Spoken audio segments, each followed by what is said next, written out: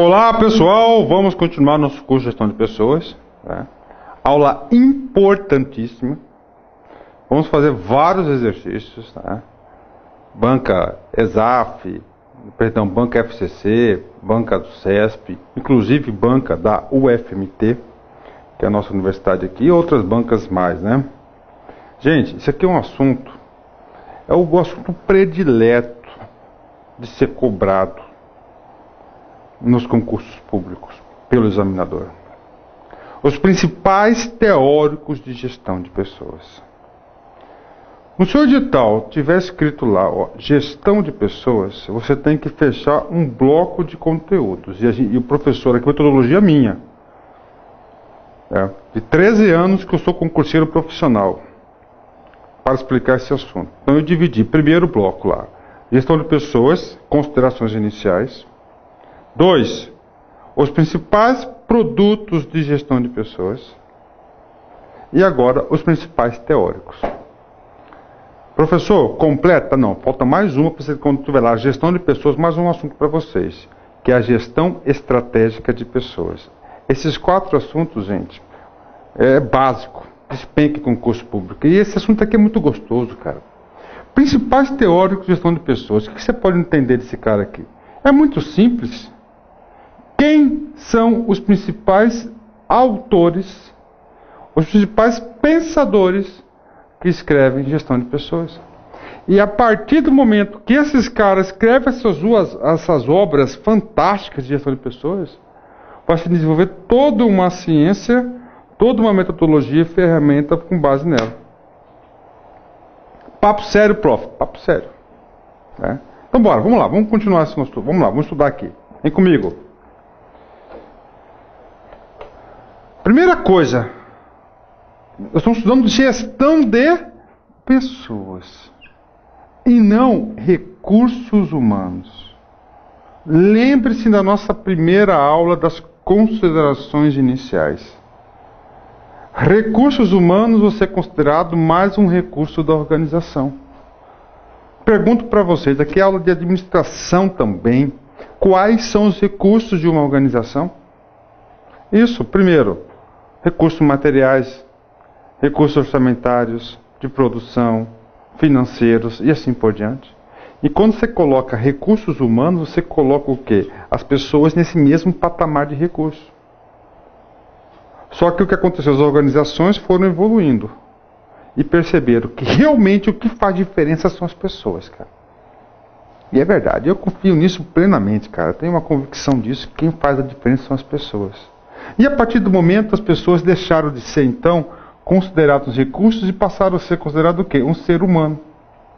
E esse ser humano, que são as pessoas nas organizações, produz o capital intelectual. O capital humano está inserido no capital intelectual da inteligência coletiva. Assim sendo, pessoas representam maior vantagem competitiva da organização. Cara, qualquer pergunta no sentido que mais gera vantagem competitiva nas organizações, o cara vai falar que é o supercomputador. Não é o supercomputador. São as pessoas que geram vantagem competitiva nas organizações. Atenção, cara, isso aqui é o modelo mental que você tem que levar para a prova de concurso. Quem que produz vantagem competitiva? São as pessoas. Por que são as pessoas? Porque somente as pessoas produzem o quê? Capital intelectual, o capital da inteligência, capital do novo, da criatividade. Isso que é o diferencial competitivo, cara. Papo reto, prof. Papo reto, meu. Olha aí, cara. Gostoso pra caramba, né? Nossa senhora, muito legal gestão de pessoas.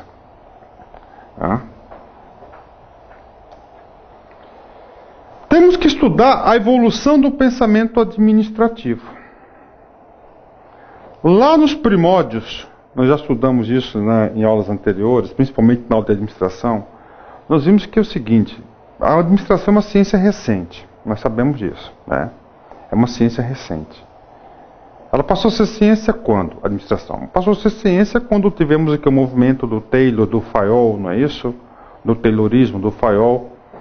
E nesse movimento inicial, né, passou as organizações a ser objeto de estudo da ciência de administração.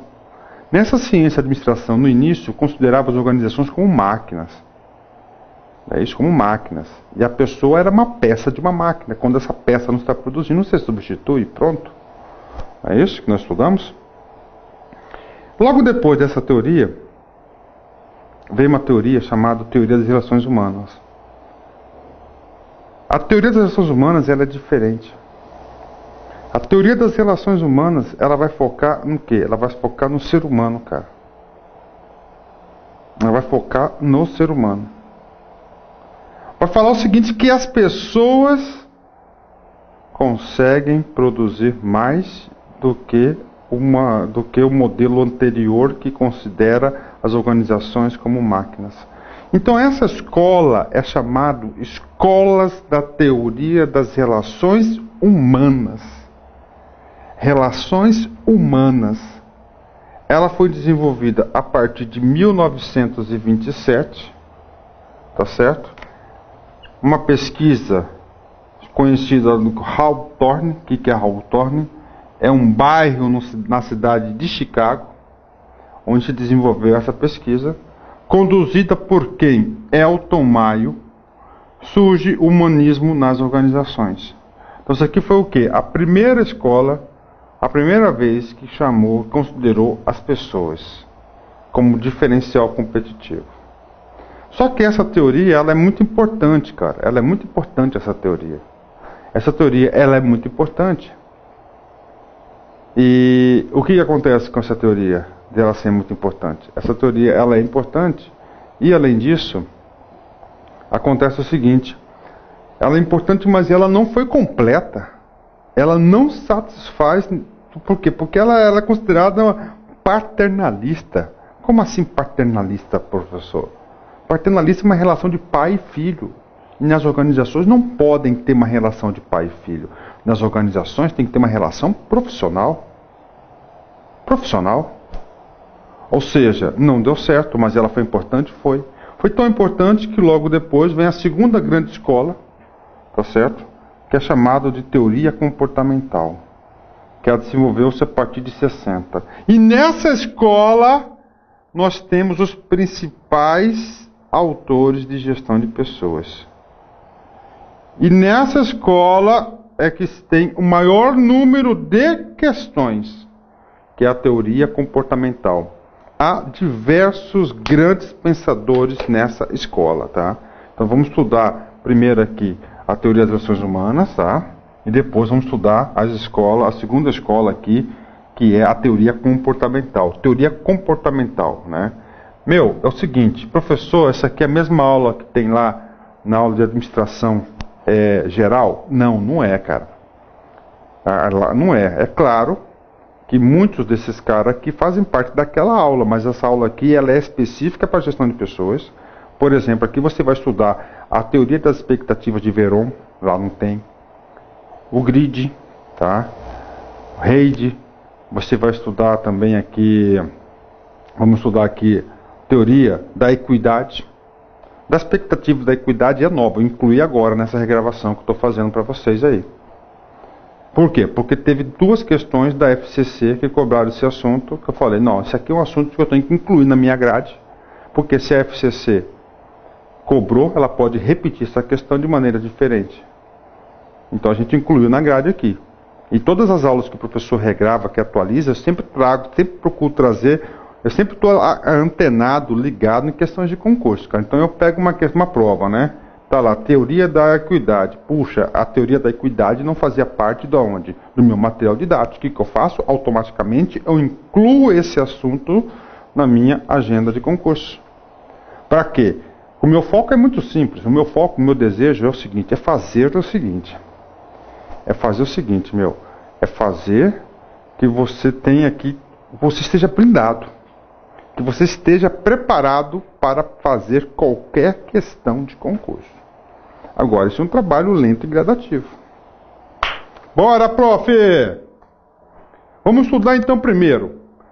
Escola das Relações Humanas. O que tem que saber? Primeira coisa, o psicólogo chamado de Elton Mayo conduziu a experiência de Hal Thorne, né? E a segunda grande escola é a teoria comportamental. Tá? Essa teoria comportamental até hoje persiste. Os seus principais pensadores, cara, ó, Maslow, teoria das necessidades. Herzberg, fatores, não é isso? Fatores motivacionais, higiênicos. MacGregor, teoria X, teoria Y. Questões de concurso, o cara troca o Herzberg por MacGregor. Likert, os sistemas administrativos. Crisógenes, enriquecimento do cargo. Lenin, cai bastante, virou moda da FCC cobrar esse cara, e já a ESAF vai estar cobrando, ESAF não, o CESP vai estar cobrando esse sujeito aí, inclusive outras bancas, o ESAF pode cobrar, o FMT, todas elas, Sens Gran Rio. O Lineker vem o quê? Vem no processo de mudança. Aqui nós vamos falar o quê? Do congelamento, mudança e recongelamento. Professor, isso é coisa de física, não é coisa de administração, cara. Cai em concurso, cai. E se o cara não sabe, o cara não acerta uma questão dessa, meu. Blake Moulton, que é o grid gerencial, o RAID, vamos estudar. Pronto, tá? Outra coisa importante, cara, essa aula aqui dos principais teóricos, você tem que completar essa aula com a teoria de liderança. Elas estão muito vinculadas, né? Lá eu vou abordar alguns outros pensadores, autores da administração, que falam sobre o que? Teoria da liderança, que contribui com essa aula aqui. Tá? Ok? Então bora, vamos estudar primeiro. Primeiro cara aqui, relações humanas. Tá? Então é o seguinte, essa teoria, ela nasceu para falar o seguinte, a ideia da teoria, ela nasceu em que contexto? Peraí, vamos lá. Que contexto? Nós tínhamos antes a administração científica de Taylor e Fayol. O Taylor e o Fayol enxergava a organização, principalmente o modelo taylorista, como uma máquina. Então as coisas tinham que ser feitas padronizadas, coisas repetitivas, o funcionário era um especialista, o funcionário, o empregado, era uma peça de uma máquina. Isso é retratado naquele filme chamado Tempos Modernos, de Charlie Chaplin. É que o cara é o especialista, né? Pronto. Qual que é o objetivo da teoria clássica? A máxima eficiência das organizações, produção, dinheiro, produzir mais. Só que ele considera o homem o quê? Uma peça. E quando uma peça da sua máquina estraga, o que você faz? Você substitui, você troca. Aí vem esse cara aqui, o Elton Mayo, e fala o seguinte, não só de pão vive o homem. Que se você considerar as pessoas, o homem, o ser humano, irá produzir mais resultados que o modelo anterior. E ele chamou essa teoria dele de teoria das relações humanas. Professor, você já explicou isso na aula lá de administração geral? Já, mas eu vou repetir essa explicação para martelar esse assunto para vocês, porque lá na frente eu vou utilizar esse conceito. Então ele utilizou, ele queria provar que as pessoas conseguiriam produzir mais do que o modelo anterior. Então ela surgiu, aqui a teoria das relações humanas, ou a escola humanística da administração, surgiu nos Estados Unidos, como consequência das conclusões da experiência de Hal Thorne desenvolvida por Elton Mayo e colaboradores. Foi um movimento de reação e oposição à teoria clássica da administração. Teoria clássica da administração, quem que você tem que saber? Nós temos que saber de quem, ó? Do Taylor. Do Fayol. Opa, Fayol não é assim que escreve, professor? É assim, Fayol. Outro cara importante, ó, Ford. São os principais expoentes do que? Da teoria clássica da administração, Taylor e Fayol. Então nasceu para quê? Para se opor a esse sistema, não é isso? Professor, e aí você vai explicar essa teoria toda? Cara, eu vou passar por cima essa teoria. Mas vou explicar uma coisa básica para vocês. Isso, né? Então é o seguinte, cara. Como é que foi essa experiência de Hal Thorne? Ela foi várias experiências aí que aconteceu, né? Foram salvo engano, foram 12 experimentos fundamentais, né? Então o cara pegou o Elton Maio, fez 2 células A e B nessa fábrica que ficava lá no bairro de Hawthorne, em Chicago. Era uma fábrica que fabricava lâmpadas. Não sei se vocês lembram aquelas lâmpadas incandescentes que tinha aquele ferrinho, aquele filetezinho, não é isso? As lâmpadas na época eram montadas manualmente, não tinham máquinas, né? E agora, papo reto, quem que é melhor para colocar aquilo ali, fazer aquele trabalho repetitivo? Homens ou mulheres? Delicadeza, não é isso? Quem? As mulheres.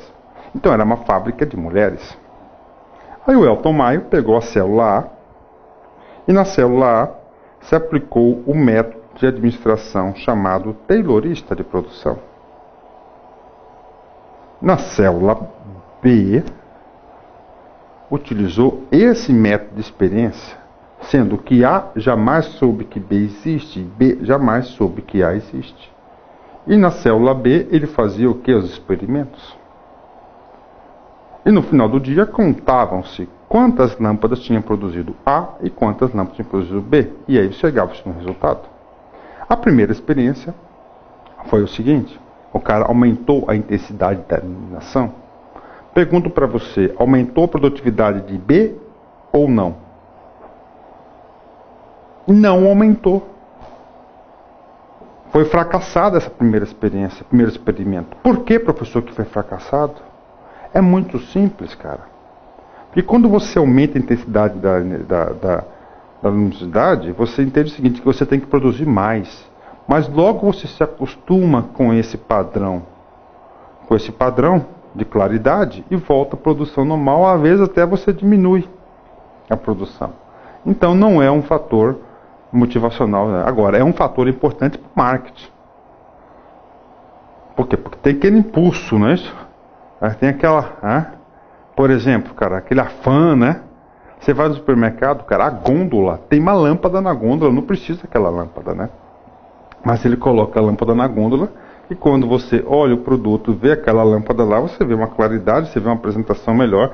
Ou seja, essa teoria, esse experimento vai ser muito utilizado lá no marketing. No marketing ela vai ser bastante utilizada, esse cara. Então não deu certo. Segunda experiência do cara. O Elton Maio pegou e deu um intervalozinho de 15 minutos de manhã e 15 minutos de tarde. Pensem comigo, 15 mais 15 são 30 minutos. Ou seja, são 30 minutos a fábrica parada, são 30 minutos a menos de produção. 30 minutos menos de trabalho. Pergunto para vocês, meu amigo. Papo reto. Pergunto para vocês. A produção aumentou ou diminuiu parando 30 minutos? Aumentou. Ai, professor, eu sei fazer conta 30 minutos antes, mas é o seguinte. Era no meio da manhã e no meio da tarde. A parava naquele momento que você estava ficando com aquela fadiga de trabalhar, você não estava rendendo mais. Aí você para 15 minutos, lava o rosto, vai no toalete, dá uma respirada, busca suas energias, faz a sua oração. Pronto, você se recompõe e você volta a trabalhar com aquele pique. Ou seja, com menos de 30 minutos de trabalho, o que aconteceu é o seguinte, a produção aumentou. Aumentou. Porque você quebra aquela fadiga, então foi bem sucedido. Aí o cara foi lá, colocou outro experimento, colocou o lanchinho de manhã, um lanchinho de tarde.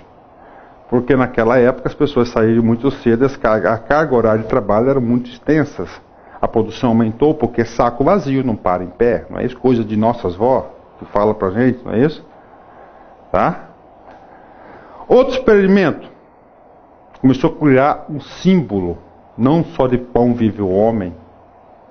Começou a premiar a funcionária, a melhor funcionária, e coloca a funcionária do mês, tira uma foto dela, e coloca lá, olha aí, coloca em exposição, no quadro bonitinho dentro da organização, A pessoa se sente orgulhosa de estar ali, a funcionária do mês, exemplo. Então as pessoas se esforçavam para ser a funcionária do mês. Deu certo, deu certo. Outra experiência, professor. Outra experiência. Eles perceberam, cara, que as pessoas durante esse intervalo, elas conversavam entre si, faziam amizades. Aí. Que existia o quê? Uma informalidade importante. Porque na teoria clássica só existia a formalidade. Existia o quê? Uma informalidade.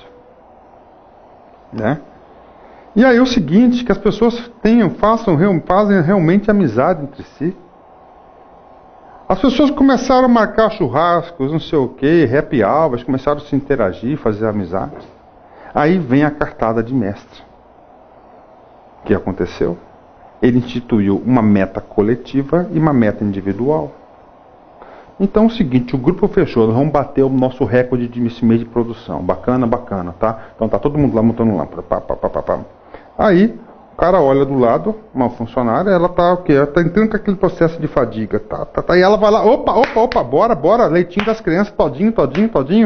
Ou seja, dá aquela palavra de incentivo, ela volta a produzir. Então o grupo se autocontrola, e aumenta a produtividade. Deu certo? Claro que deu certo. Tem mais. Por exemplo, quando a pessoa está doente, está produzindo pouco, o que acontece? As outras pessoas trabalham um pouco mais para compensar a fragilidade da colega. E assim por diante. Deu certo? Então explodiu a produção, cara. Tá aí. Então conseguiu provar que o quê? Conseguiu provar que as pessoas são mais importantes, que esse modelo é mais produtivo. Só que não foi totalmente aceita essa teoria. Por que não foi totalmente aceita? Porque é considerada ingênua. Deu muita moral para o funcionário. Aí o cara vai lá, apresenta o atestado, não sei o quê. Por quê? Porque começou a ter uma relação muito social e ali um ambiente profissional. Então ele fala que teve relações paternalistas de pai para filho. E na organização tem que ser o quê? Tem que ser profissional. Pronto, vamos lá. Pressupostos dessa teoria. Com a teoria das relações humanas, surge uma nova concepção sobre a natureza do homem. O homem social, que se baseia nos seguintes aspectos. Primeiro, os trabalhadores são criaturas sociais complexas, dotadas de sentimentos, desejos e temores. Olha só. Os trabalhadores são criaturas sociais complexas. O que significa sociais complexas? Que o cara tem um tal de sentimento.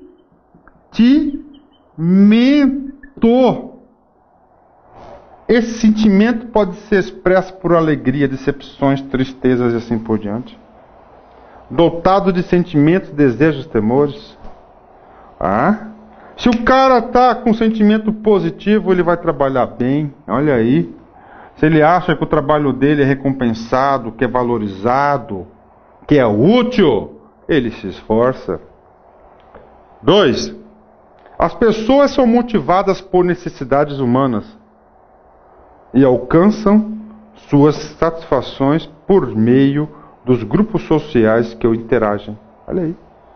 As pessoas são motivadas por necessidades humanas. Não só de pão vive o homem. Alcançam suas satisfações por meio de grupos sociais que se interagem. A pessoa quer fazer parte daquele grupinho. Não é isso? Não está lá, o grupo não aceita aí. Interações. Informalidade. O comportamento dos grupos influenciado pelo estilo de supervisão da liderança. Exatamente. Isso aqui eu vou te mandar outra coisa para vocês colocarem na cabeça, cara. Para não esquecerem. Os funcionários sempre se espelham na onde? Na liderança. Então, se você tem uma liderança estressada, que fala palavrão, que não sei o que, os seus subordinados tendem a se espelhar no chefe. Se tem um cara tranquilo, um cara empreendedor, os funcionários tendem o quê? A se espelhar na liderança. Isso influencia no comportamento. As normas sociais do grupo funcionam como mecanismos reguladores do comportamento dos grupos. Olha aí. O grupo impõe uma norma social. Professor, não estou entendendo, professor. Tudo bem. A mulherada lá se reuniu, vamos fazer um churrasco na casa de Beltrana. E combina. Todo mundo lá leva alguma coisa. Já tá, ó, você vai levar a mandioca, o arroz, a carne, não sei o que, o churrasqueiro, enfim, cada um vai levar alguma coisa. E fulana tinha que levar Coca Zero. 3 Coca Zero. 3 garrafas de tudo de Coca Zero. Não levou. E aí? Pode ter certeza que o grupo vai regular o comportamento dessa pessoa, não vai mais convidar essa mulher, ela vai se sentir excluída, tá aí. É a regulação do grupo. É, prof. É, meu. Conclusão de Hawthorne. Primeiro, o nível de produção resultante da interação social. Então, se você tem um ambiente, um clima favorável, você vai ter um nível de produção bem elevado. O comportamento social dos empregados, olha aí, o empregado é o que? Um ser humano, um ser social, homem social. Se cai na prova homem social, você vai marcar a teoria das relações humanas. Recompensas e sanções sociais, não só de pão vive o homem. Então, quando a mulher ela se esforçou para colocar a foto dela com a funcionária do mês, é o quê? É uma recompensa social. Quando, no caso, excluir a mulher do churrasco, está tendo o quê? Uma sanção social. Grupos informais, para mim, é um dos principais pontos dessa teoria, porque no modelo anterior era somente o quê? A formalidade. E agora temos o quê? O fator da informalidade nas organizações. Relações entre pessoas humanas. Importância do conteúdo do cargo. O que é a importância do conteúdo do cargo? O cara tem que se sentir feliz naquilo que ele faz. No modelo taylorista, cara, lá no filme do Charlie Chaplin, não é isso? Ele era o quê? Apertador de parafuso. Ele era especialista em apertar parafuso.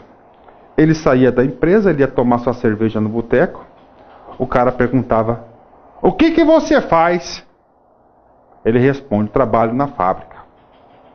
Ele não tem coragem de falar que ele era apertador de parafuso. Então é o seguinte, importância do conteúdo do cargo.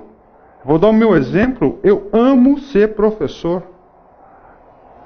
Então, olha, meu conteúdo do cargo, não é isso? Olha aí a importância, então, se sentir bem naquilo que você faz.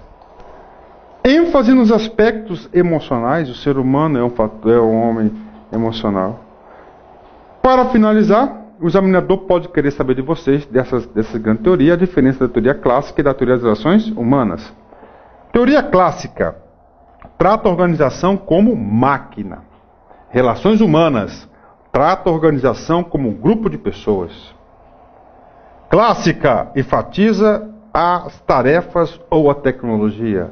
Humanas enfatiza as pessoas. Clássica, inspirada em sistemas de engenharia, Taylor, Fayol, Ford, todos eram engenheiros. Teoria das relações humanas, inspirada em sistema de psicologia, Elton Mayo era psicólogo. Autoridade centralizada da desconfiança total, na clássica, já nas relações humanas, é uma delegação de autoridade. Linhas claras de autoridade, manda quem pode, obedece quem tem juízo, teoria clássica. Autonomia do empregado. Especialização em competência técnica, o cara é o cara especialista, né? Confiança e abertura. Acentuada divisão do trabalho. ênfase nas relações entre as pessoas. Confiança nas regras e regulamentos. Confiança nas pessoas. Clara separação entre linha e staff. Dinâmica grupal e interpessoal. Introdução à teoria de administração, Hidalberto Chiavenato.